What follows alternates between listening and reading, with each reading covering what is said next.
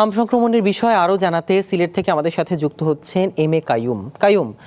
হাসপাতালগুলোতে আক্রান্ত শিশুদের চিকিৎসা ব্যবস্থাপনা কেমন দেখছেন, আর বিশেষজ্ঞরা এখন অভিভাবকদের জন্য কি পরামর্শ দিচ্ছেন জানাবেন।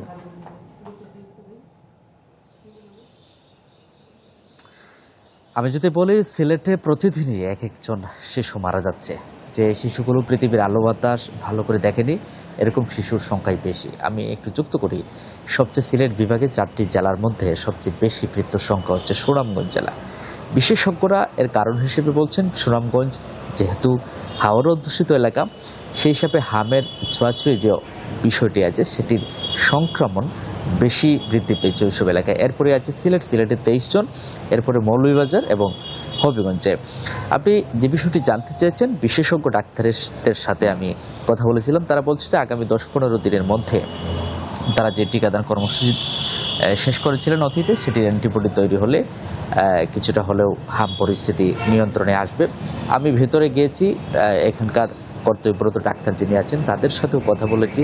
আমরা দেখেছি এখানকার দায়িত্বরত যারা আছেন তারা যথেষ্ট চেষ্টা করছেন, কিন্তু এখানে যে পরিমাণ ধারণ ক্ষমতা এই হাসপাতালের আছে তাতে দ্বিগুণ হচ্ছে এখানকার রোগীর সংখ্যা। আমি সিলেট শহীদ শামসুদ্দিন হাসপাতালে আছি, যেটি সিলেট বিভাগের একমাত্র হামের জন্য আইসোলেশন সেন্টার হিসেবে ঘোষণা করা হয়েছে।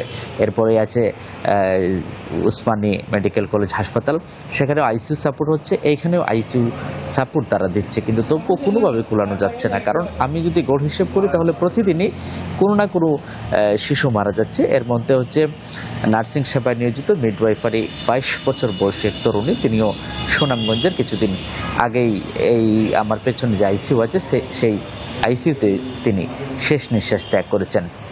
আমি টোটাল মৃত্যুর যে সংখ্যা আছে সেই সংখ্যাটুকু আমি যাচাই করে দেখেছি, এর মধ্যে সবচেয়ে বেশি সুনামগঞ্জে মৃত্যুর সংখ্যা। এবং এই যে যারা মারা গেছে সুনামগঞ্জের, তারা সবাই কিন্তু একদম নিডি পরিবারের, যারা নুন আনতে পান্তা পোড়ার পরিবার, ওইরকম পরিবারেরই সংখ্যা বেশি। এবং যাদের শিশুর বয়স, অনেক বয়স শিশু আছে যারা নিয়মিত 9 মাসও হয় নাই, এরকম শিশুর সংখ্যাও বেশি হিসেবে আমরা যাচাই করে দেখেছি। তো এখন পর্যন্ত যদি বলি সিলেটের অবস্থা, তাহলে বলতে হবে খুব ভালোর দিকে নেই, কিন্তু বিশেষজ্ঞরা বলছেন কিছুদিনের ভেতরে এর পরিস্থিতি নিয়ন্ত্রণে আসবে। তো এই ছিল সিলেট থেকে হাম নিয়ে আমার কাছে সব শেষ।